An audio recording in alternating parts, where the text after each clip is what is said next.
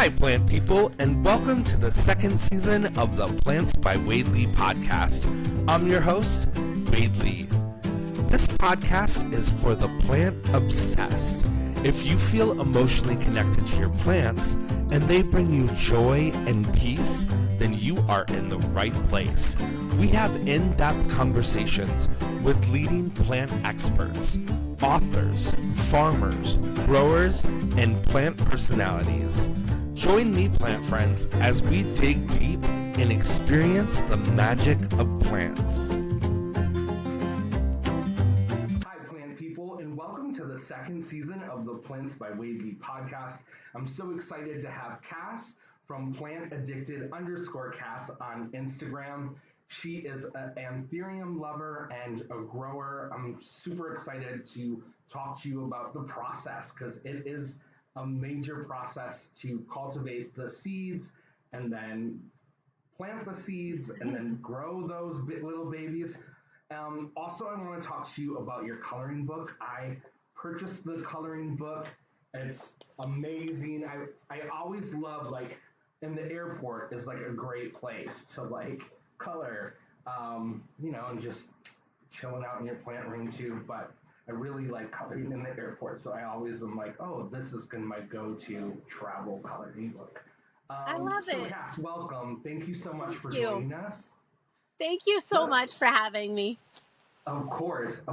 Let's just get started and talk about the beginning. How did your plant journey start? How did you get into plants? Actually, relatively new to plants. I just started my journey in 2020, which it's kind of funny that I'm a COVID plant mom, but I'm not I don't know, because I had broke my back and was diagnosed with breast cancer. And my cousin had come to visit and she was like, look, we're going to go out and we're going to get some veggies and we're going to plant a garden. She's like, this will give us, something to do. So we went to the garden store and they had some succulents. And I was like, let me get this. So it really started with a couple of succulents. And then I started making little succulent arrangements and people were like, ooh, I want to buy that. So it started kind of locally and I got into a local group and then all of a sudden, it was oh, look at all these other plants. Right. And then winter came and I watered my succulents and I killed all of them. And so in that meantime, I had gotten a Alocasia poly and a philodendron Birkin. And so it just kind of started there. So I went from all those gateway plants. And I went from the succulents to the philodendrons. And I got really big into philodendrons. And then one of my local girls was into Hoyas. And I was like, I'd kill the Hoyas. So I was like, I can't do Hoyas. And she was like, right. No, you have to do them. And I was like, she's like, they're super easy. So then I got into Hoyas. And then I saw a Warraquenum. And I was like, that's really pretty. And everybody was like, no, Warracks are drama. And I was like, well, I'll just try it. And then I tripped and fell down the Anthurium hole. And here I be. It's amazing. You have 2 greenhouses now. Well, technically 3. Okay. But 2 are for me and 1 is for some of my friends. I have 2 friends local that don't have space for a greenhouse or an HOA that'll allow them. Right. So they now have their greenhouse. So it's kind of nice. Everybody's like, oh, you're so nice. You let your friends have their plants there. I'm like, I'm nice, but I'm also selfish because that means I get to enjoy their plants without paying for them. Greenhouse, exactly. So I love it. But when did you start realizing that you wanted to sell the plants that you were growing?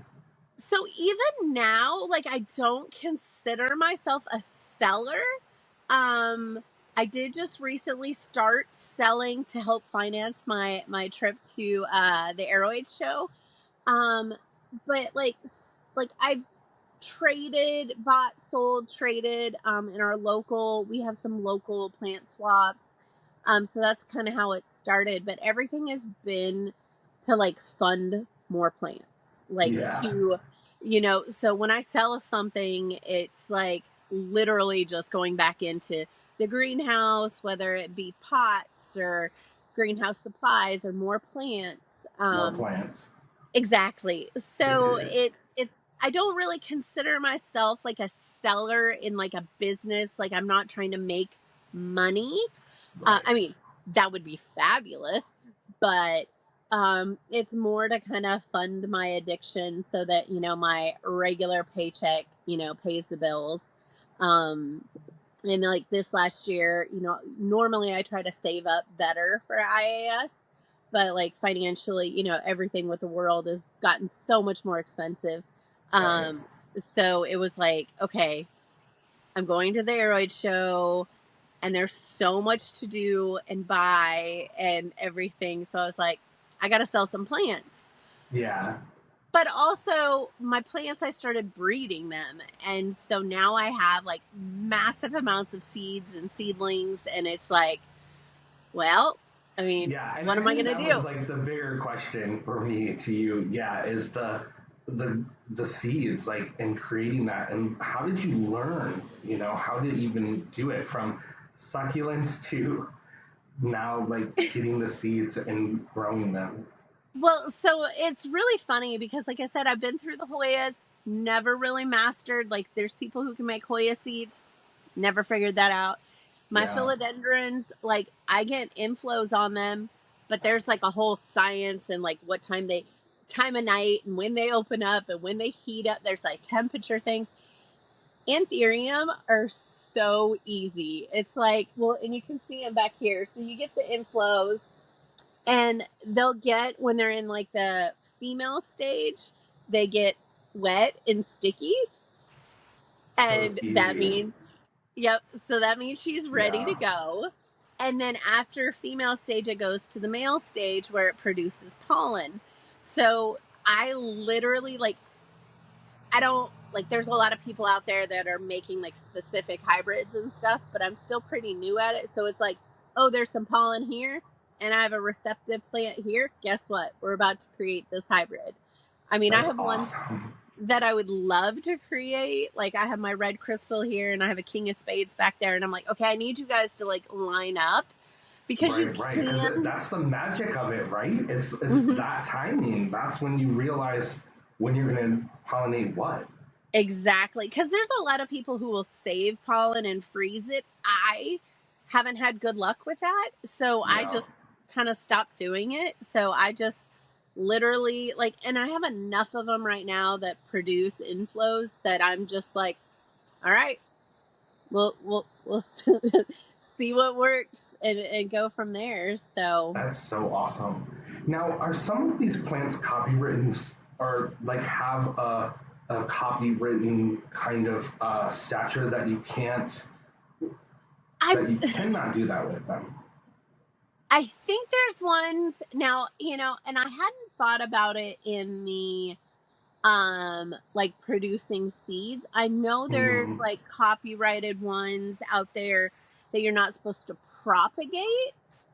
But Interesting. in my mind, that's two different things. Like whether you're Right. chopping and propping or creating seeds. So that's a good question. That's actually Yeah. probably something to look into. Um, And how do you propagate anthurium?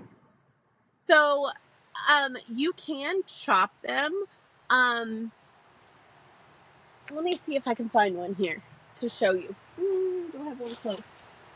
I do. Okay. So this guy right here, you can. Oh, let's see. So you see the roots. Hmm. So if I was to dig down in here, I could chop this where I still have roots up here, and then For this the would be a second top plant. cut, and then the bottom, if it still has an active node, which most of them do. Well, actually, and this is growing out of it as well. A lot of times the anthuriums will push out their own offsets, and then you'll get like little bushes. But yeah, you can Yeah. just chop that. There, I don't chop my Anthurium as much as like I would a philodendron. Yeah. But you can. And I have a lot of friends that do, but I like mine huge, so I don't like chopping my plants that much. Like Yeah.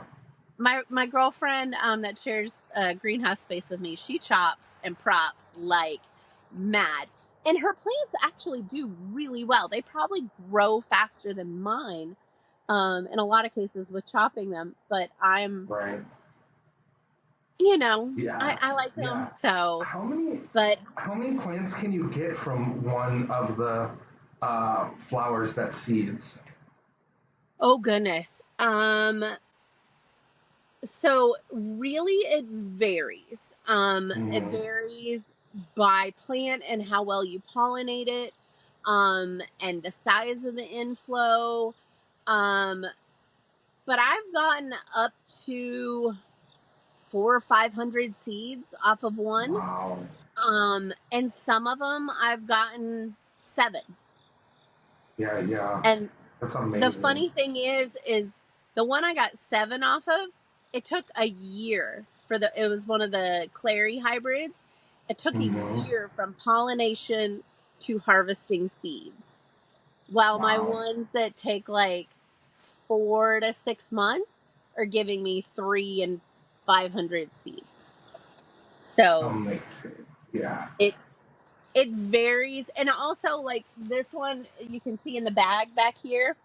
Um I only the what I pollinated it with had a really small inflow, so I only had a tiny amount of pollen. So only Mm-hmm. half of the inflow is actually pollinated. So I mean, I don't know, I might get 100. Hopefully, I'm hoping for 100, Wow. because it's going to be a really good cross. So I'm really hoping Yeah. for a lot. Um, but it's hit or miss too. I have some that one of them I harvested recently, and I probably got 100, 200 seeds, but none of them did anything. Like once I Oh, harvested really? them, they didn't. I mean, they germinated. Some of them germinated, but then they just didn't go anywhere after that. So Yeah. you know, What is the process? After you harvest them, do you have to like let them sit for a while, or can you so I try to take germinate them? Yep, I take them out of the so I've gotten now where I harvest as they're ready, so they'll be popping off the inflow, and I keep the bags on them to keep the birds and everything away, and to keep Mm-hmm. any of them from falling off, especially. Um, Right. but as they come out, so they'll be in a berry, just like a fruit, and then you take them out of the berry, and they'll usually have 1 to 3 seeds per berry. And then I literally put them on a paper towel, roll them around, get the seeds out, and I'll put them in like a little, I usually use like my foliage focus, growth, whatever nutrients that I'm using at the time, let them soak while I'm harvesting or getting all of them out. And then I just put them straight into a tray with tree fern and put a lid on it and get those babies to germinate. And germination Wow. can take anywhere from, I mean, some of them will come out nearly germinated. I had like some of my recent ones that were literally pushing out like little tiny roots already. I was like, go mama. Yeah, before you even put them in the dirt, huh? Exactly. Yeah, So that's so cool. then I just put them in the trays, and I have a space inside where I have like all my trays and my grow lights and everything, which actually I need to get another shelf because I'm running out of space now. Um, and then they germinate and just start growing, and then eventually I'll have to upgrade them to bigger pots and everything. So Mm. yeah, it's a fun process though. Uh, It keeps me busy. yeah, well, it's so I think anthuriums are so beautiful. They're one of like the most beautiful genus, I believe, with the And silver coloring and the veining. Oh, and the new, like, I'm a sucker for all the new emergence and the colors, and and it's crazy because even my girlfriend now that her name's Mackenzie, and she shares space with me here. and anybody going to the Aroid show will see her with me. But she wasn't really big into them because like she'd seen them online, she'd seen photos, and it wasn't until she started coming over to my house and you see an Anthurium in person, and there's just something like there's no camera that can capture how amazing they are. Like it doesn't matter what angle, what photo editing you do, whatever you're seeing, it's 10 times better in person, you know? So and they're just so like, I come out here every day and I'm like, oh, Yeah. I love you. Yeah. So, yeah. What is your favorite Anthurium? This one right here behind me. This is my big red crystal mama, which she's, I don't know if you can see the spots on her. I sprayed with Azamax, and it was a little too strong recently. I burnt a lot of them. So my leaves look icky. But I got this baby last year at actually Cade Nursery down in like Homestead area. And I thought it was big when I got it, and it has just blown up. It has the most amazing purple emergence. It's such a happy mama. It just keeps putting out offsets. It's got, right now, it has three pollinated inflows. Just put out another inflow because I just harvested one from her recently. And she's just a baby maker. Like she just keeps going. And I actually, awesome. One of my friends I promised an offset to probably 6-7 months ago. And I'm like, soon as she's at a point where she's not putting out, babies or whatever, I'll unpot her. And I'm like, but she just keeps going. And I'm like, okay, I might have to, you might have a baby grown by the time I get around to getting an offset off of her. But yeah. So she's so my favorite. Cool. Definitely.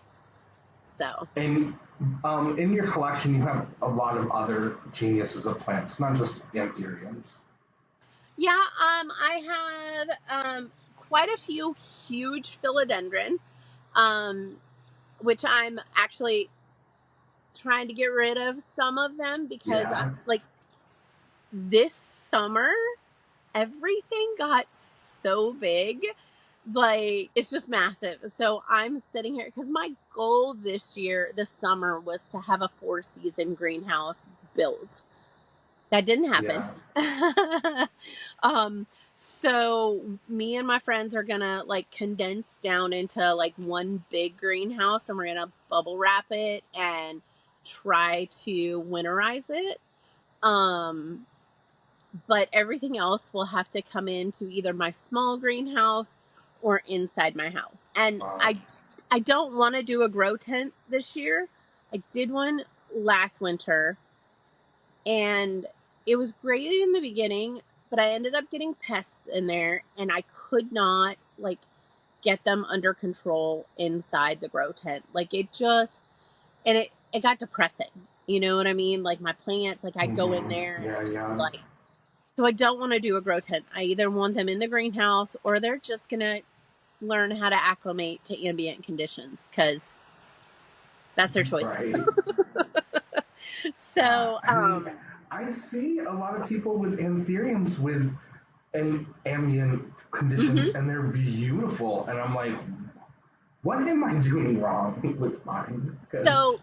But I've thrown them out in the yard, and they've done amazing. They're doing great outside. Well, you live in Florida. Of course they do amazing. Yeah. I have a couple of Anthuriums that have been in ambient conditions last winter and all summer, and they're rocking life. So my big thing, and me and my girlfriend were talking about it the other day, is starting to do like a layer of leca at the bottom of your pot, and then do your substrate on top of it, and then have it in something that is like almost semi-hydro. So it's the soil itself isn't sitting in the water, but that leca is, so it can pull up that moisture. And that also creates that little bit of extra humidity around the base, which then, and being in North Carolina, we're really humid here too. So that helps. But just my big thing is making sure that they're not drying out. When your anthuriums dry out, like that's when you're going to get a lot of your issues is like the roots are going to dry out, then you're going to water them, and then they're going to get root rot. And then you're like, you've just created, and I go through this all the time. I'll be like sitting there looking at a plant and I'm like, why are you mad? Like, oh, look, you dried out and now you got root rot. So, but that's the other thing is getting like people to realize just because your anthurium has root rot, and a lot of times it's not like there's different levels of root rot. Like there's the root rot that's like you take it out and it stinks really bad and you're like, oh, that's bad. Right. And then there's just like the roots are dying off and like melting. But anthurium, like as long as that stump is still firm, that baby's going to come back. Give it time. Like it is very rare that I completely lose an anthurium. It does happen. Don't get me wrong, it does. But I'll get root rot or whatever, and I'll just chop those roots off, throw it in, some soil again. If it has a few good roots. If it doesn't have good roots, like if I lose all the roots, what I've started doing, which has worked really well, I'm sure you've seen She Digs Dirt. I love that girl. She got me onto the foliage focus with the growth, the root zone and the clone cutting solution. Yes. So She Digs Dirt, who I absolutely adore. I'm actually I will see her in like 2.5 days. I'm so excited. But she's the one who got me on to the foliage focus, root zone, clone cutting solution. So if I lose all, right, it's absolutely fabulous. Like it's magic. If I lose all my roots and I just have like a stump, I will put that in a cup with that mixture. And then I started putting an air stone, like what you use for a fish tank, so that you aerate that water so that it's not like just sitting stagnant. Right. Everything's like, I'm getting either roots or, yep. And actually I have one right now that's cracking me up because it now has 2 growth points and the teeniest tiny root, but it put out a second growth before the other one put out roots. But I mean, it works like magic. So I'm like, when I go down, to the Aeroid show this week, I know, I asked Growth Technologies the other day if they were going to be there. They're not, but they're going to have a reseller there. And I got to get like the big, because I go through, like, I'm always like on Kriya's thing. I'm like, hey, honey, guess what? I need more. Yeah. I know. That's the first thing I buy on Palm Street when she has a Palm Street sale. I'm like, okay, I got my fofo. I'm out. But yeah, I ordered. It's a plus gallon. It's more than a gallon. I was told, but yeah. You ordered one? Yeah, from Kriya that she's getting from the pallet when y'all go to Miami. Yeah, because I'm getting married in 6 weeks. We're already married, but we're having a wedding in 6 weeks. Thank you. And I'm like, can I try to afford it? But just like we had spoke earlier, and you're like, we rushed down there, we were there, and I'm like, if I'm gonna go, I want to kind of relax and enjoy. So next year for sure, but yes. And when you go next year, let me know, and I'll tell you where to go. And like, we're driving down, so I'm super excited. You want to hear my plans? Because I'm so excited about them. Yeah. So we're leaving here Tuesday night, and we're driving down, and we're going to Kriya's. I told her we're going to be there at like 7 o'clock in the morning, so she has to get her butt out of bed early. And then, because I have a plant that she has wanted for pretty much, almost a year. We met a year ago at IAS. Me and her met in line waiting to get into IAS last year, and That's then so cool. we just clicked. But so I'm dropping off a couple plants because we're doing a trade, and one of them I just haven't wanted to chip because it's massive. And then I'm leaving her house to go to. Do you know who Barry Schwartz is? Yes. So he invited me to come see his greenhouse. It's amazing. I'm so excited. Oh, so I'm going to his greenhouse, and we're gonna do a little tour, and then we're gonna leave his house, and there's another guy, his name's Miles. He's invited us to come see his stuff, so then we're gonna leave Barry's, stop by his house, and then we're gonna go down to Miami, where me and I think there's 8 of us got an Airbnb together. And then Thursday, I'm going to one of my friends. He owns Redland Botanicals. He does Anthurium as well. So we're going to do some trades. And then Thursday after that is the Rare Plant Show, put on by Mike.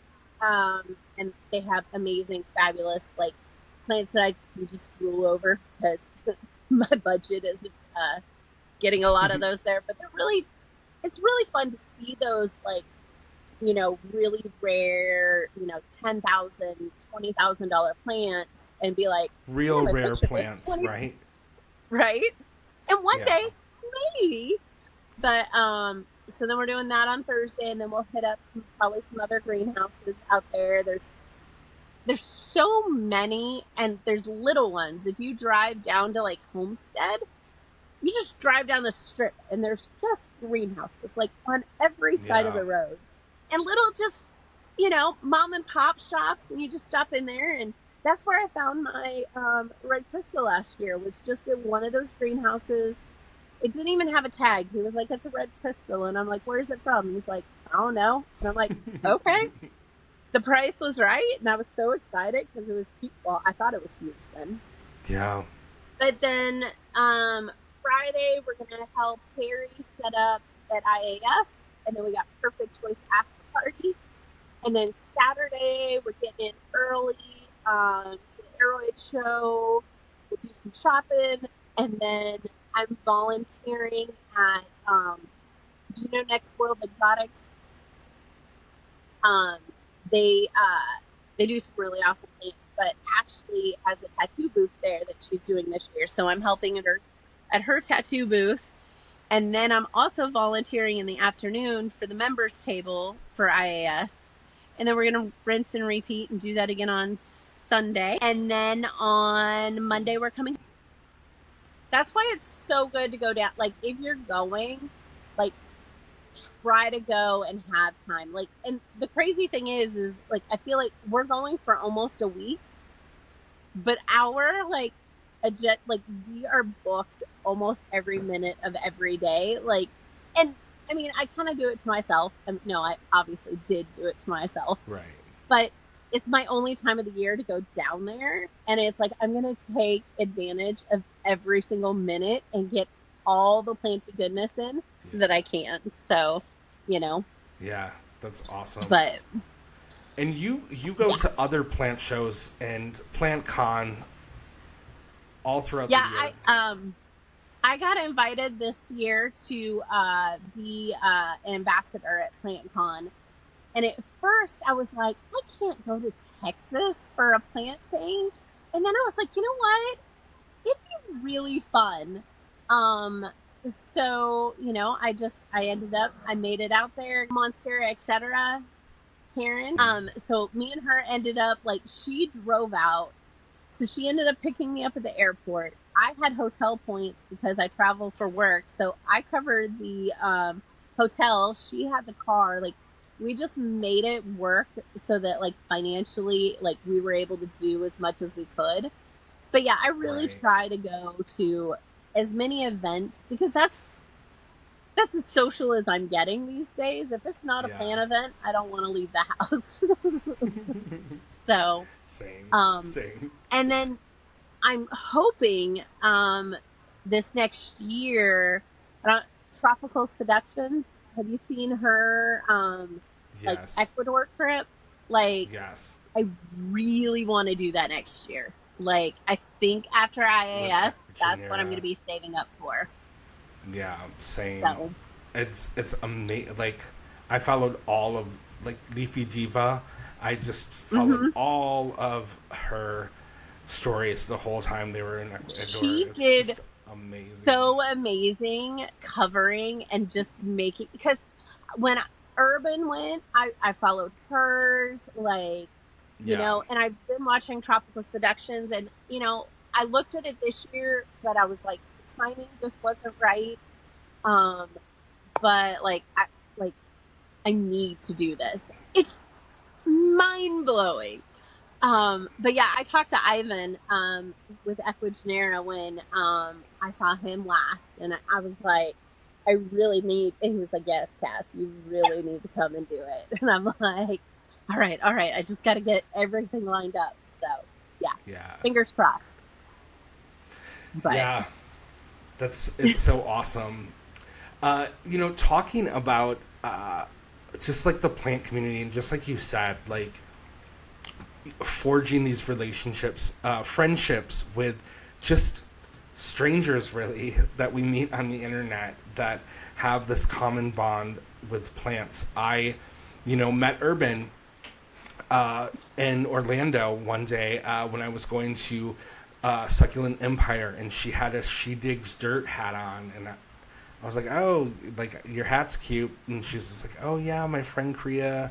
And then I learned about Kriya, and same with you, like GT, and me and Kriya have met, like, in the rain. I got an elbow from her, and, and we talk all the time and share ideas. And it's so amazing that this community exists. the community and, like, how we all, like, it's like some of us just instantly click and bond. Like, I had seen when I first started, like, getting into the planty groups, somebody had posted and tagged, like, one of the local plant shops, and she got this really awesome plant. So I messaged her and just started chatting with her. And then she lives in South Carolina, and I invited her to go to one of the Equigenera pop-ups with me. So, like, we'd never met in person. She shows up at my house at 6 a.m., jumps in my car with me. We drive 3 hours to a plant event, became fabulous friends. She went to IAS with me the first year. And she actually just messaged me this weekend, and it was a photo of her and Ivan. She's at another Equigenera pop-up, and she was like, Ivan says hi, see you next week. And I was just like... That's so cool. Such a small world, but yet such a big one at the same time. Yeah, exactly. And to share, the love of plants is just a beautiful, beautiful thing. With that segue, do you feel emotionally connected to your plants? You talk Absolutely. about, like, oh, this is when I go in and I just release. Yeah. It's like, it's insane to me. Like, I still, like, have that, it's like those moments of, like, that reality check that, like, how is it this leaf makes me so happy? Like, the joy that this plant, and then when I kill something too, especially if it's something I love, the heartbreak and the, like, or something gets pests and I'm like, I didn't see it, oh my god. But I also notice, like, my work has been super stressful. Corporate America, I hate it. Like, hate. I love my job, but I hate it. You know what I mean? Right. I totally get it. Totally get it. But it has been absolutely insane lately at work. And I notice such a difference when I take the time in the morning to get up, come sit out here, drink my cup of coffee, play my little game on my phone or check on my plants, and just take that 30 minutes to start my day. And then if I'm having a stressful day, my lunch break, I come out, because I do work from home most of the time. Come out here, take a few minutes, end of the day. Like, it's so nice. And it just helps me. Especially, I got ADHD too, so I'm all over the place. And I'm just like, doing, doing. And, it just helps bring that down a little bit. Right. Sometimes. But at the same time, I'm like, oh, I need to repot this. And, oh, I need to water this. Oh, I need to do this. So, yeah. But yeah. Yeah, I love the magical mornings when you see like a new leaf or a new something popping up and growing. It's a really beautiful dance that we have. The Absolutely. metaphors of plants and real life and just taking a break sometimes. And like you had said too, like knowing when enough is enough. This greenhouse is enough. It's no longer fun. The pests cannot be controlled. So I'm done. And that's okay too. You know, it's so important that we remember those lessons too, because it's such a huge relief when you can just say, no, enough's enough. For me, I'm gonna say no. I'm not gonna fight this anymore. Exactly. And that's the thing too with like anybody who's listening to this, like reach out to your local plant community. It is hard, and I know so many people that I talk to that are like, there's nobody local that understands. I have been so blessed in the fact that I have met an amazing local group. Try to find your tribe that's local, because there's times like me and my friends, I'm like, look, I need help. Like I've gotten in over my head, or I need help repotting this huge plant, or you know what, I'm going out of town for a week. Can you come water my plants? Like, find your local people. And it's hard. It is. It can be. I mean, it took me years. I moved here to North Carolina 10 years ago. I didn't know anybody. I'd never been to this state before. I didn't know. And I started a brand new job. I came from the military where, like, no matter where I went, like, I had that instant group of friends, you know? It was like that, like, you always had a group. And then I came here and I started into the civilian world, and it took me years to find my tribe. And it was plants. Yeah. Like, that was the first time that I found, like true, like, people who, like, they understood me, you know, they were like, other than, I mean, don't get me wrong, I still have my friends from around the world that I, you know, hang out with and everything, but locally here, it was really hard. And it wasn't till, you know, I started getting involved in the local plant groups and local plant swaps. And me and some friends are talking about trying to, you know, make a swap that's closer to us, because we usually have to drive like 45 minutes plus to get to a swap. But it makes life so much better when you can try to find that group and help you out, because we all go through, I think plants, a lot of us, in my experience, we're all people who struggle with depression, anxiety, just, excuse my language, shit in life. And it's like, every person I talk to is like, you know, I'm going through XYZ. All right. Let's talk about your beautiful coloring book. What inspired you to do a coloring book? So the funny thing was, so I got my son a coloring book like 2 years ago, I think, for Christmas. And it was a really cool one. He wanted me to color with him. So I hadn't done anything artsy in like forever. So then I sat down and started coloring, and I was like, oh, I really like this. And then I started getting like more into it. But I was struggling finding like coloring books that were like planty. Like, I wanted to do planty coloring books. And one of my girlfriends, her husband, he does computer programming and stuff, and he had some kind of program that he could tell it what to draw, and it would draw it. She's like, you could give him ideas and it'll spit it out and give you an image, and you can make that a coloring book. So he did that, and he sent me some, but it just wasn't like what I still had to, it wasn't coloring book like. And I was like, I kind of feel like this is cheating.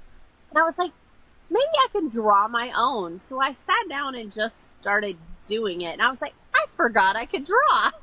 That's so awesome. Yeah, there's so many cool pages in here. It's awesome. Thank you.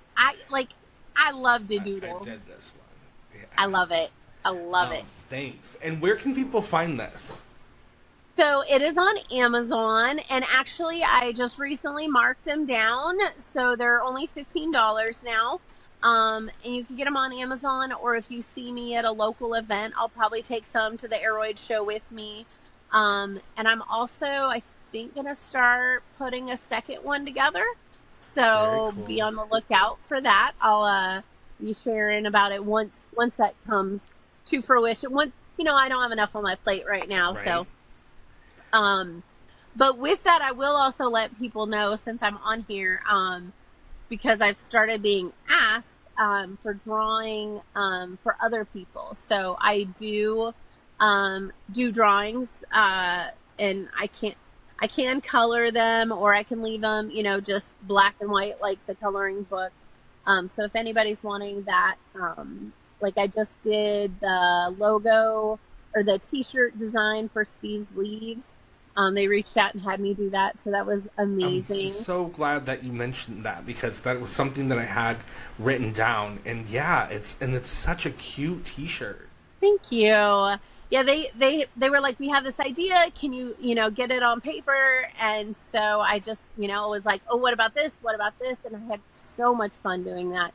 Awesome. And then I've had a couple other people that I'm working on, like logos and tattoo designs. Like I get a lot of people that are like, oh, you should be a tattoo artist. And I'm like, no. There's a big difference between drawing on paper and people. And, I love people, but I don't like people that much. So, but yeah, any of that kind of stuff, I love doing that. So people can reach out. You can find me on Instagram. I had a question too about social media, and you had your love for plants, but when did the love of plants also become filming them and doing video content with your plants? So it really happened like 100% organically. Like, so I was posting on Facebook, but like my Facebook people were like, and I was like, so I created an Instagram so that I had a place that I could just, mine was to like post, like, so I could track growth and like all of that. And then like, I saw the reel thing and I was like, what is this reel thing? So I started, and then one of the guys that is here local, he is on Instagram and he has a really big following. I think he's like over 200,000 or something like that. And so just one day I was like, hey man, and he's like, you got to get your face on there. And I was like, my Plantstagram ain't for my face.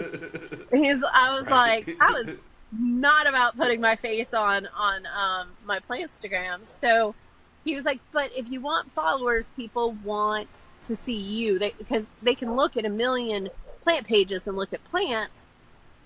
But if you want people to follow you, you got to like create that connection. So it just, I just kind of started doing it. And then really, I had one go viral. And like my, followers like jumped up. And I think it has almost 1 million views. I don't know. It's been a while ago. But it was like this like rush of, ooh, this is fun. And then one of my friends, I don't know if you follow Ashley Anita. I don't think I know that person. She is a YouTuber and has like, she's a planty YouTuber. So she came over to my house and did a tour. And so between the one reel like going viral and then being on her YouTube, like I had people talking to me, and it just kind of, and then she came back last year. Actually her second tour was this time last year. And so, those little things, and then it's just, and my followers are absolutely freaking amazing. I really want to say thank you to you for saying to me that you were listening to the podcast and that you've been going through all of the episodes. I was like, oh, Cass, that's so awesome. Thank you so much. Thank you, because one, having a podcast like yours that has such a variety, you have so many different people on and so many different things. Your podcast with, was it Ashley Strange? Yeah. Strange Substrates?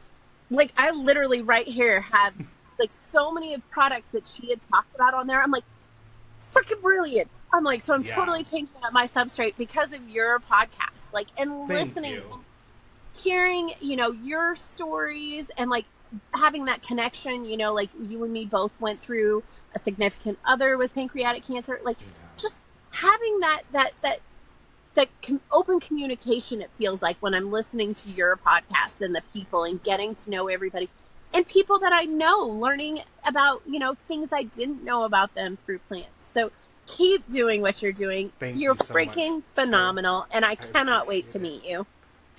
Thank you. Well, thank you so much, Cass, for coming on, and I really appreciate you sharing your heart too, and thank you for your service again. It's very admirable to always have someone in the service and the military on the pod, so I appreciate you. Thank you. I appreciate you. Thank you for everything, and we'll talk again soon. All right. Bye. Have an awesome time at IAS. Thank you. Definitely. I'll be posting on Instagram, so check it out. We'll be watching. Bye, my love.